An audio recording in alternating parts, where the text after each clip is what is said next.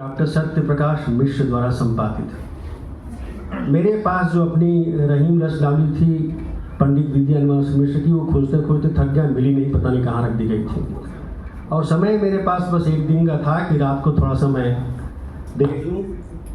रात को भी मैं 10:30 बजे लौटा घर और रात के लगभग 2:30 बजे तक मैं उलटता पलटता रहा।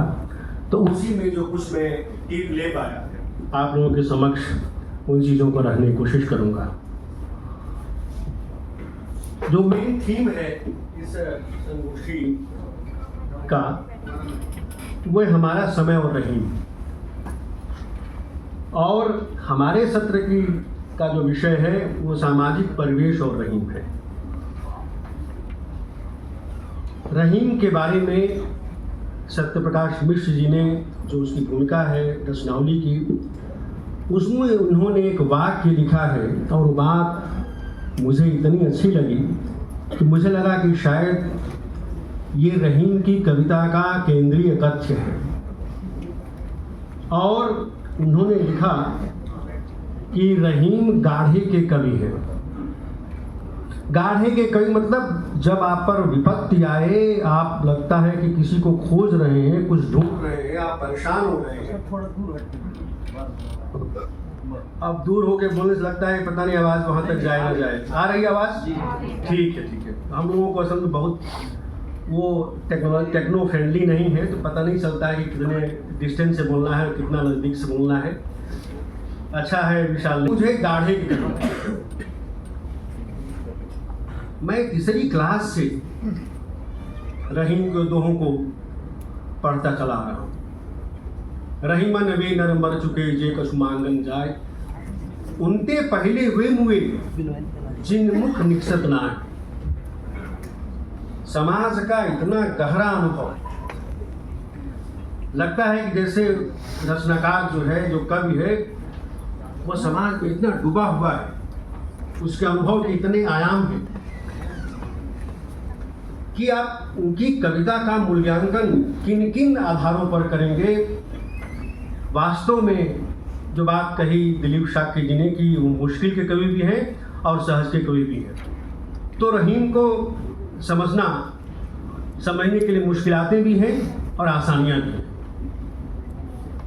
इसका कारण ये है कि जैसा कि आचार्य पंडित हमारे जो शुक्ल जी हैं, उनका कहना था कि संसार का इन्हें बड़ा गहरा ज्ञान था और अनुभवों के मार्मिक पक्ष को ग्रहण करने की भावुकता इनमें अद्वितीय थी। शुक्ल जी अपने जो प्यारे कवि होते थे, मन के रचनाकार होते थे, उन पर तो बहुत लंबा लिखते थे, लेकिन रहीम, कबीर इत्यादि जो थे, उन पर कुछ मार्मिक बातें कह करके, कुछ कीवर्ड्स दे करके वो छोड़ देते थे। लेकिन उन कीवर्ड्स में आपको उनके साहित्य की कुंजी मिलती है। और रहीम का जो जीवन था, आप जानते हैं कि उनके पिता की हत्या हो गई थी और ये बच्चे थे, 8-9 साल के रहे होंगे, और अकबर ने एक तरह से उनको पाल पोस करके बड़ा किया। और जब वो बड़े हुए तो अपने समय में ही शाहजहां सलीम के लिए उन्होंने उनका शिक्षक नियुक्त किया। मैं भी पढ़ रहा था, मैं भी देख रहा था कि पता है चला कि वो अरबी, फारसी, संस्कृत, तुर्की और यहाँ तक कि फ्रेंच भाषा के भी जानकार थे। मुझे विश्वास नहीं हो रहा था कि अरबी, फारसी तक और तुर्की तक तो सीमित है, लेकिन रहीम फ्रेंच के भी जानकार थे। ये बात मुझे उस रचनावली से, सत्य प्रकाश मिश्र जी की रचनावली से पता चली कि वे फ्रेंच के भी जानकार थे। और अकबर फ्रेंच के शासक को चिट्ठियां भिजवाने के लिए रहीम से पत्र व्यवहार करवाता था। और रहीम का जो लेखन था, उनकी जो हस्तलिपि थी, उसकी तारीफ अकबरी दरबार में होती थी। एक बड़ी अच्छी थीसिस है लखनऊ विश्वविद्यालय की अकबरी दरबार के हिंदी कवि प्रोफेसर सरयू प्रसाद अग्रवाल की। उसमें भी मैंने एक जगह पाया कि इनकी हस्तलिपि की इतनी तारीफ होती थी कि इनके लिए एक तरह से मुसीबत हो जाती थी कई बार कि भाई हमें सिखाओ कि कैसे तुम इतना सुंदर लिखते हो। हमारे हरिमोहन शर्मा जी भाई साहब बैठे हुए, इनकी हस्तलिपि बड़ी खूबसूरत है और हम लोग फैन हैं उसके। एक बात और कि वे बहुत बड़े दानी और परोपकारी थे। उनको एक तरह से कर्ण कहा जाता था और खुद उस कर्ण की अंतिम दिनों में क्या दशा हुई अर्थ को लेकर के, उसकी पीड़ा उनके दोहों में दिखाई पड़ेगी। जब मैं कहीं दिखेगा उसको तो उस संदर्भ को आपके समक्ष रखूंगा। अब ये भी बरबय नायिका भेद की बात हो रही थी। बरबय नायिका भेद जो है उस तरह का नायिका भेद का ग्रंथ नहीं है जिस तरह के रीतिकालीन कवियों ने नायिका भेद के ग्रंथ लिखे। उसमें भी स्त्री के मानसल सौंदर्य का चित्रण है और वह चित्रण उस तरह का नहीं है जिस तरह के रीतिकालीन कवियों ने जिक्र किया है। मैं एक संदर्भ उसका कोट करूंगा। इससे पता चलेगा आपको कि वो हमारे जो पूर्ववर्ती रचनाकार हैं, चाहे विद्यापति हों, विद्यापति के बारे में भी अक्सर ये सवाल उठता है और आज भी ये विश्वविद्यालय में सवाल पूछे जाते हैं कि वे श्रृंगार के कवि थे या भक्त थे। श्रृंगारिकता है और घोर श्रृंगारिकता है वहाँ की, लेकिन ये घोर श्रृंगारिकता ऐसा नहीं कि भक्ति कविता में और जगहों पर नहीं है। आप सूर्य के यहाँ भी पाएंगे, तुलसी के यहाँ भी पाएंगे, अधिकांश जगहों पर मिलेगा।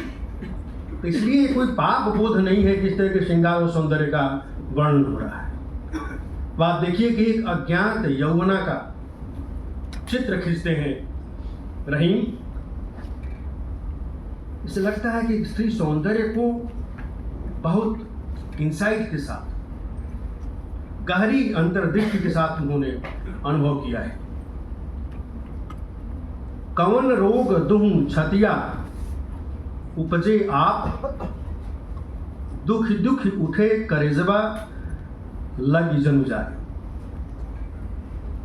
आप देख रहे हैं कि इस बरबय में भाषा की जो मिठास है, मैं तो भोजपुरी भाषी हूँ और मैं भोजपुरी, जैसे लगता है कि भोजपुरी का इसमें छौंक लगा हुआ है। इस तरह के चंद्रदेव जी तो भोजपुरी के कवि ही हैं।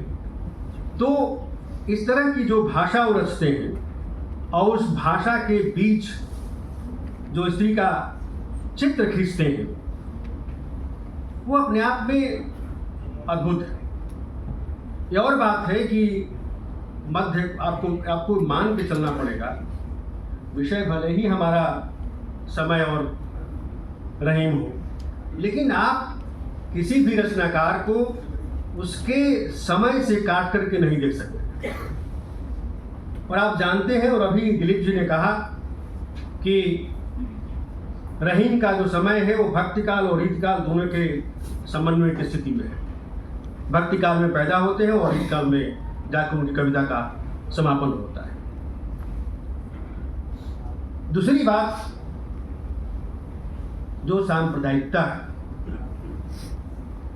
सांप्रदायिकता के विरुद्ध मैं रहीम की कविता को मानता हूं।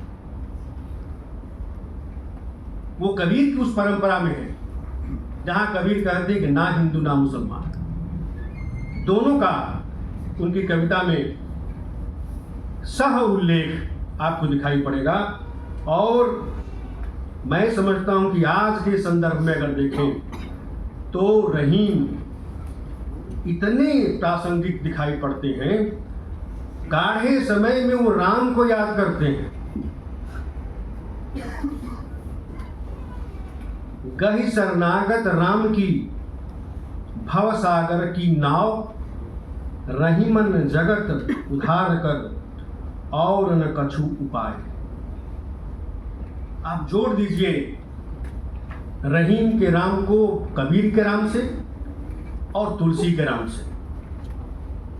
तो कबीर की कविता का जो आयतन है, उसका जो फलक है, वह आपको समझ में आएगा। विपदा जब पड़ती है तो राम को याद करते हैं। याद कीजिए तुलसीदास को, जो कलिकाल का जो संत्रास था, उस कलिकाल के संत्रास से मुक्त होने के लिए वो राम को याद करते हैं। काशी को बचाने के लिए कहते हैं, काशी रूपी जो महामारी है, ये काशी रूपी गाय को मारने में लगी हुई है, और हे राम इसको बताओ, बचाओ इससे। इसी तरह का भाव रहीम के यहाँ आपको दिखाई पड़ेगा। याद करते हैं उस राम को जो जुल्म के खिलाफ संघर्ष करते हैं, जो मार्जिनलाइज सोसाइटी है, उस मार्जिनलाइज सोसाइटी को साथ लेके चलते हैं।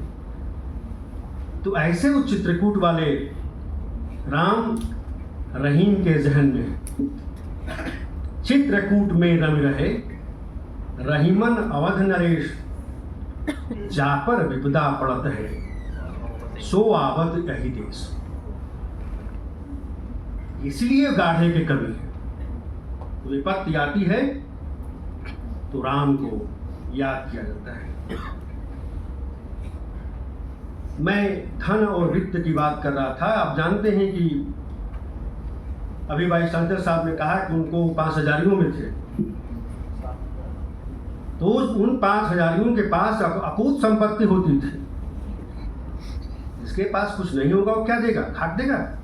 होगा तभी तो देगा। लेकिन जब था तो खूब लुटाया। किनको लुटाया, इस पर भी सोचने की बात है।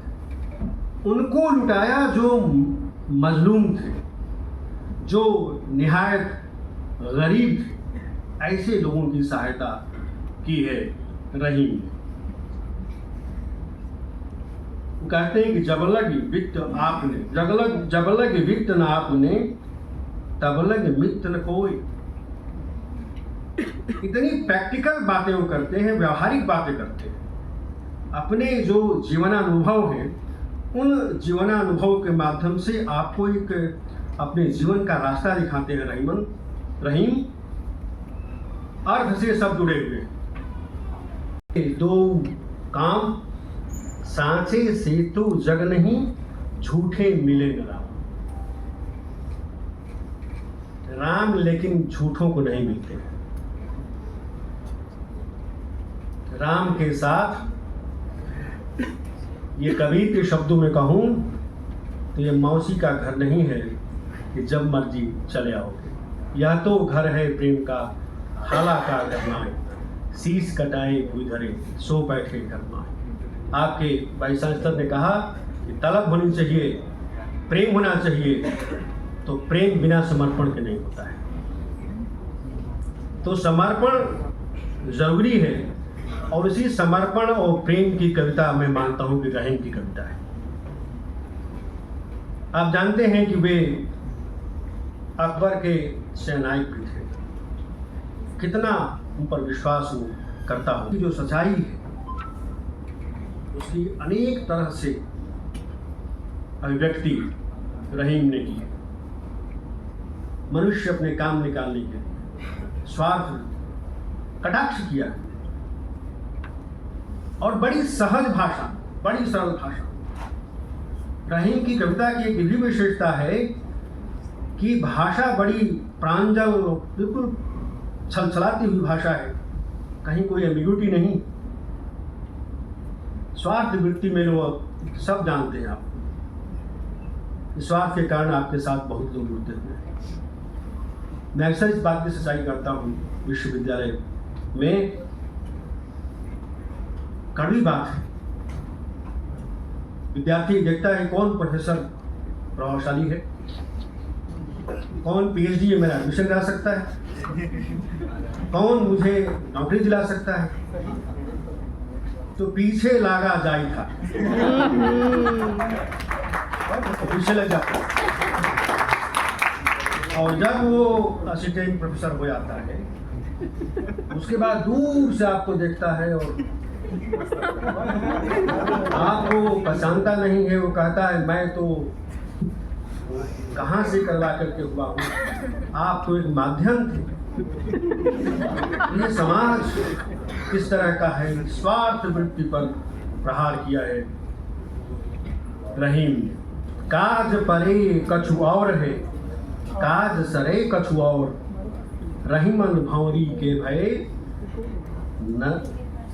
नदी सिखावत मौर, सिरावत, सॉरी, नदी सिरावत मौर। मौर मतलब होता है शादी के समय में जो लोग पूर्वी उत्तर प्रदेश और बिहार के होंगे उनको मौर चढ़ाया जाता है शादी के समय, इतना बड़ा। तो जब शादी होती तब तो वो सिर पर आता है, शादी के बाद उसको गंगा जी में, नदी में प्रवाहित कर दिया जाता है। ये वही भाव है। बुद्ध ने कहा था कि ज्ञान प्राप्त करने के लिए ज्ञान प्राप्त करने के बाद फिर गुरु जी को छोड़ दो। नदी पार करने के बाद नौका छोड़ दो, नौका को सिर पर लेकर मत जाओ। यही है यूज एंड थ्रो आज का। इस पर वो प्रहार करते हैं रहीम। और